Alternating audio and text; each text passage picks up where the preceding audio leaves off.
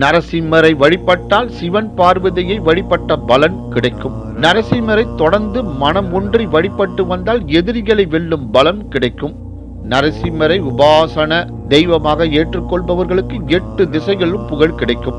நரசிம்ம அவதாரம் காரணமாகவே மறந்து போன வேதங்களும் பொருள் புரியாத மொழிகளும் விடுபட்ட யாகங்களும் சாதாரண நிலை நீங்கி உயர்நிலையை பெற்றன.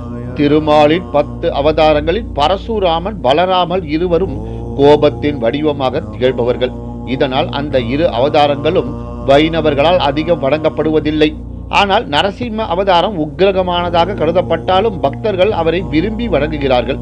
நரசிம்ம அவதாரம் பற்றி முதலில் முழுமையாக சொன்னவர் கம்பர் தான். இரணியனின் ரத்தத்தை குடித்ததால் சீற்றம் பெற்ற நரசிம்மரின் ரத்தத்தை சிவன் சரப்பறவையாக வந்து குடித்தார். இதன் பிறகே நரசிம்மரின் சீற்றம் தடித்ததாக சொல்வார்கள். இந்த தகவல் அபிதான சிந்தா